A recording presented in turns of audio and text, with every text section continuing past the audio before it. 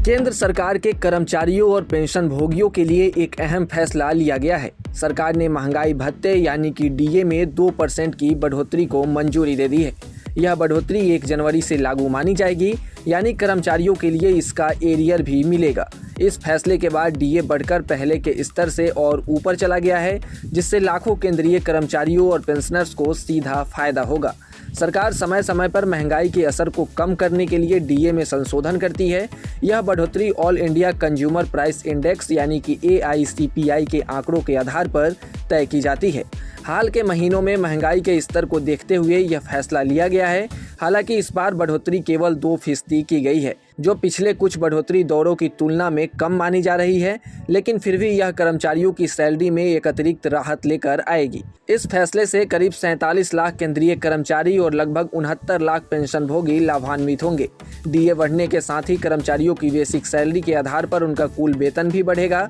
उदाहरण के तौर पर अगर किसी कर्मचारी की बेसिक सैलरी 18,000 रुपये है, तो 2% डीए बढ़ने से हर महीने उसकी सैलरी में लगभग 360 रुपये की बढ़ोतरी होगी। इसी तरह जिनकी बेसिक सैलरी ज़्यादा है, उन्हें इसका ज़्यादा फायदा मिलेगा। सरकार का यह निर्णय ऐसे समय में आया है जब देश में महंगाई को लेकर लगातार चर्चा हो रही है।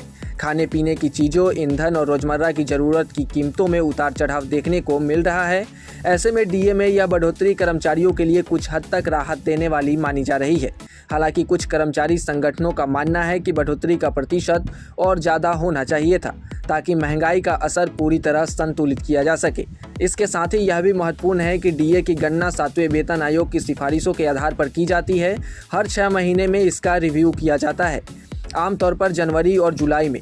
इस बार की बढ़ोतरी जनवरी से प्रभावी मानी गई है, जबकि अगली समीक्षा जुलाई के आंकड़ों के आधार पर होगी। कुल मिलाकर यह फैसला सरकारी कर्मचारियों और पेंशनभोगियों के लिए आर्थिक रूप से थोड़ी राहत लेकर आया है। भले ही बढ़ोतरी सीमित है, लेकिन मौजूदा आर्थिक हालात में यह कदम सरकार की ओर से एक जरूरी समर्थन के रूप में देखा जा रहा है। आने वाले समय में महंगाई के रुझान के आधार पर डीए में और बढ़ोतरी की भी उम्मीद बनी रहेगी। हालांकि आपको क्या लगता है, सरकार की इस बढ़ोतरी से कर्मचारियों को कितना फायदा हो पाएगा? कमेंट सेक्शन में जरूर बताएं और ऐसे ही तमाम अपडेट्स और शेयर मार्केट से जुड़ी तमाम जानकारी के लिए आप बने रहें गुड रिटर्न्स डिजिटल के साथ।